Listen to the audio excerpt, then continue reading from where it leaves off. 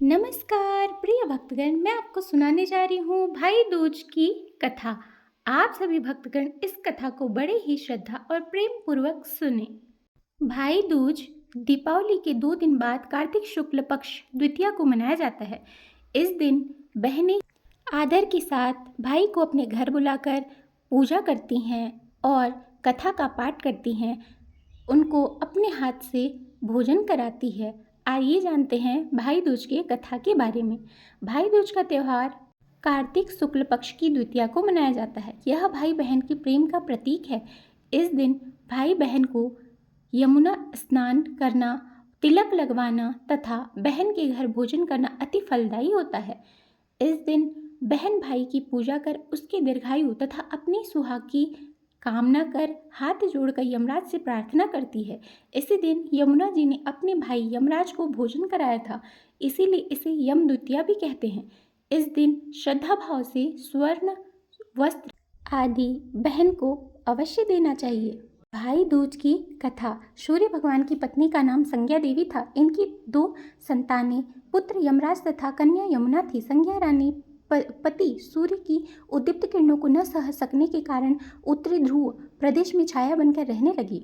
उसी छाया से अश्विनी कुमारों का भी जन्म हुआ। उसी छाया से ताप्ती नदी तथा शनिश्चर का जन्म हुआ, जो देवताओं के वैद्य माने जाते हैं। इधर छाया का यम तथा यमुना से व्यवहार खराब होने लगा।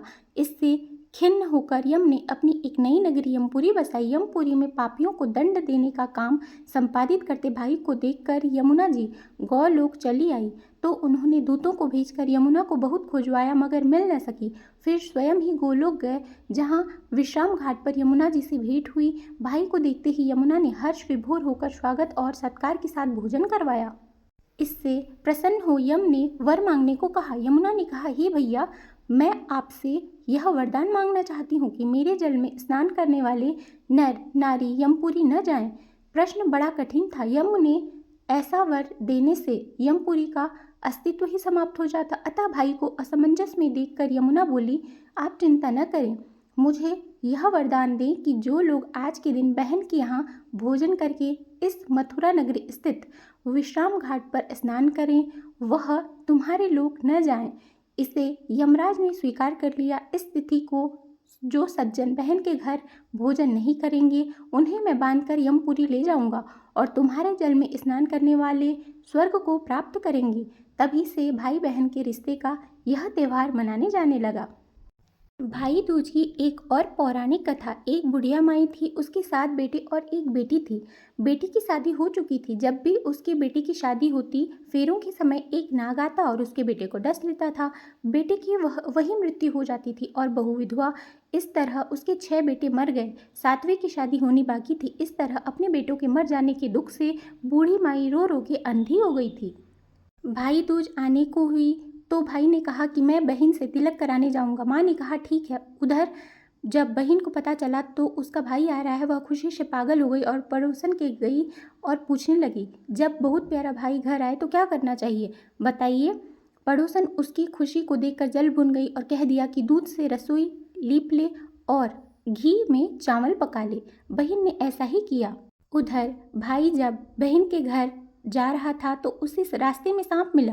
सांप उसे डसने को हुआ। भाई बोला, तुम मुझे क्यों डस रहे हो। सांप बोला, मैं तुम्हारा काल हूँ और मुझे तुमको डसना है। भाई बोला, मेरी बहन मेरा इंतजार कर रही है, जब मैं तिलक लगा के वापस लौटूंगा तुम मुझे डस लेना। सांप ने कहा, भला आज तक कोई अपनी मौत के लिए लौटा है जो तुम लौटोगे।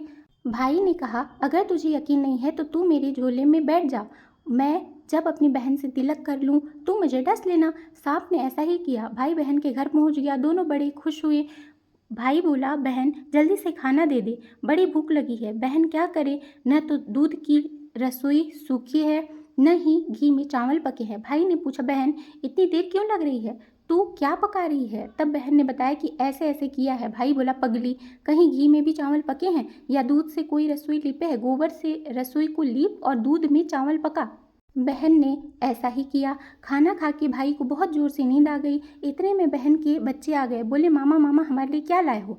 भाई बोला, मैं तो कुछ नहीं लाया हूँ। बच्चों ने वह झोला ले लिया जिसमें सांप था। जैसे ही उसे खोला उसमें हीरे का हार निकला। बहन ने कहा, भैया तूने बताया नहीं, तू मेरे लिए इतना सुंदर हार लाए हो। भाई बोला, बहना तुझे पसंद है तो तू ले ले, मुझे हार का क्या करना। अगले दिन भाई बोला, अब मुझे जाना है, मेरे लिए खाना रख दे। बहन ने उसके लिए लड्डू बना के एक डिब्बे में रख दिए। भाई कुछ दूर जाकर थक कर पेड़ के नीचे सो गया। उधर बहन की जब बच्चों को भूख लगी तब माँ से कहा, खाना दे दो। माँ ने कहा, अभी खाना बनने में देर है। तो बच्चे बोले कि मामा को जो खाना रखा है वही दे दो। तो वह बोली कि लड्डू बनाने के लिए बाजरा पीसा था, वही पड़ा है चक्की में, जाओ और खा लो। बच्चों ने देखा कि चक्की में तो सांप की हड्डियां पड़ी है। यही बात माँ को आकर बताई तो वह बड़ी बावड़ी सी होकर भाई के पीछे भागी। रास्ते भर लोगों से पूछती है कि किसी ने मेरा गैल बाटो ही देखा, किसी ने मेरा बावड़ा सा भाई देखा। तब एक ने बताया कि कोई लेटा तो है पेड़ के नीचे, देख ले, वही तो नहीं। भागी भागी पेड़ के नीचे पहुंची, अपने भाई को नींद से उठाया। भैया भैया, कहीं तूने मेरे लड्डू खाए तो नहीं। भाई बोला, ये ले तेरे लड्डू।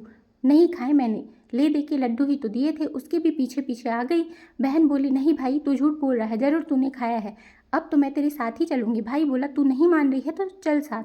चलते चलते बहन को प्यास लगती है, वह भाई को कहती है कि मुझे पानी पीना है। भाई बोला, अब मैं यहाँ तेरे लिए पानी कहाँ से लेके आऊँ, देख दूर कहीं चील उड़ रही है, चली जा, वहाँ शायद तुझे पानी मिल जाए। तब वहाँ बहन गई और पानी पीकर जब लौट रही थी तो रास्ते में देखती है कि एक जगह ज़मीन में 6 सिलाई गड़ी हैं और एक बिना गड़े रखी हुई है। उसने एक बुढ़िया से पूछा कि ये सिलाई कैसी है। उस बुढ़िया ने बताया कि एक बुढ़िया है, उसके 7 बेटे थे, 6 बेटे की तो शादी के समय मंडप में ही मर गए, तो उनके नाम की सिलाई ज़मीन में गड़ी है। अभी 7वीं की शादी होनी बाकी है, जब उसकी शादी होगी तो वह भी मंडप में ही मर जाएगा, तब वह 7वीं सिला भी ज़मीन में गाड़ दी जाएगी। यह सुनकर बहन समझ गई ये सिलाई किसी और की नहीं बल्कि उसके भाइयों के नाम की है। उसने उस बुढ़िया से अपने 7वें भाई को बचाने का उपाय पूछा। बुढ़िया ने उसे बतला दिया वह अपने 7वें भाई को कैसे बचा सकती है। सब जानकर वहाँ से अपने बाल खुले करके पागलों की तरह अपने भाई को गालियाँ देते हुए चली। भाई के पास आकर बोलने लगी, तू तो जलेगा, मरेगा, कुटेगा।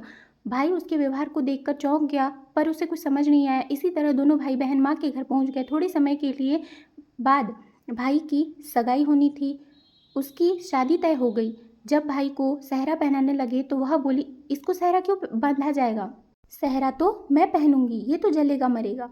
सब लोगों ने परेशान होकर सेहरा बहन को पहना दी। बहन ने देखा उसमें कलंगी की जगह सांप का बच्चा था। बहन ने उसे निकाल कर फेंक दिया। जब भाई घोड़ी पर चढ़ने लगा तो बहन फिर बोली कि ये घोड़ी पे क्यों चढ़ेगा, घोड़ी पर तो मैं बैठूंगी, ये तो जलेगा मरेगा कुटेगा, इसकी लाश को चील कौवे खाएंगे। सब लोग बहुत परेशान हो गए और सब ने उसे घोड़ी पर चढ़ने दिया। अब जब बारात चलने को हुई तब बहन बोली कि ये दरवाजे से क्यों निकलेगा, ये तो पीछे के रास्ते से निकलेगा, दरवाजे से तो मैं निकलूंगी। जब वह दरवाजे के नीचे जा रही थी तो दरवाज़ा अचानक गिरने लगा। बहन ने एक ईंट उठाकर अपनी चुनरी में रख ली, दरवाज़ा वहीं की वहीं रुक गया। सब लोगों को बड़ा अचंभा हुआ। रास्ते में एक जगह बारात रुकी तो भाई को पीपल के पेड़ के नीचे खड़ा कर दिया गया। बहन ने कहने लगी, ये छाँव में क्यों रुकेगा, ये तो धूप में खड़ा रहेगा, छाँव में तो मैं खड़ी होंगी। जैसे ही वह पेड़ के नीचे गई पेड़ गिरने लगा।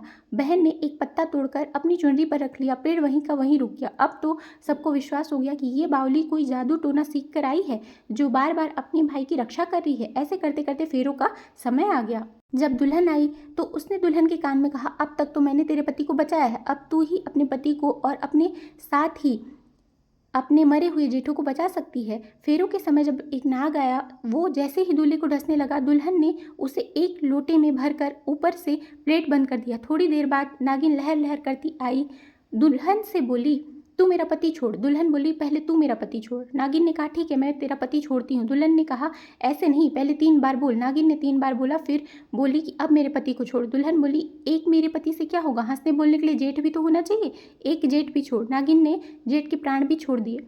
फिर दुल्हन ने कहा, एक जेठ से लड़ाई हो गई तो एक और जेठ वो विदेश चला गया तो तीसरा जेठ भी छोड़ दे। इस तरह एक एक करके दुल्हन ने अपने 6 जेठ जीवित करा लिए। उधर रो रो के बुढ़िया का बुरा हाल था कि अब तो मेरा 7वां बेटा भी बाकी 6 बेटों की तरह मर जाएगा। गांव वालों ने उसे बताया उसकी 7 बेटे और 7 बहुएं आ रही हैं। तो बुढ़िया बोली, अगर यह सच है तो मेरी आंखों की रोशनी वापस आ जाए और मेरे सीने से दूध की धार बहने लगे। ऐसा ही हुआ। अपने सारे बहू बेटों को देखकर वह बहुत खुश हुई। बोली, यह सब तो मेरी बावली का किया है, कहाँ है मेरी बेटी। सब बहन को ढूंढने लगे। देखा तो वह भूसे की कोठरी में सो रही थी। जब उसे पता चला कि उसका भाई सही सलामत है तो वह अपने घर को चली। उसके पीछे पीछे सारी लक्ष्मी भी जाने लगी। बुढ़िया ने कहा, बेटी पीछे मुड़ के देख, तू सारी लक्ष्मी ले जाएगी तो तेरे भाई भाभी क्या खाएंगे।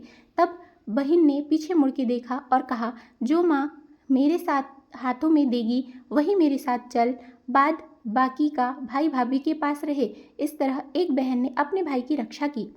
हे प्रभु, हे माता रानी, जैसे आपने इसके भाई की रक्षा की वैसे ही सबके भाई सही सलामत रहे। आप सबको भाई दूज की हार्दिक शुभकामनाएं।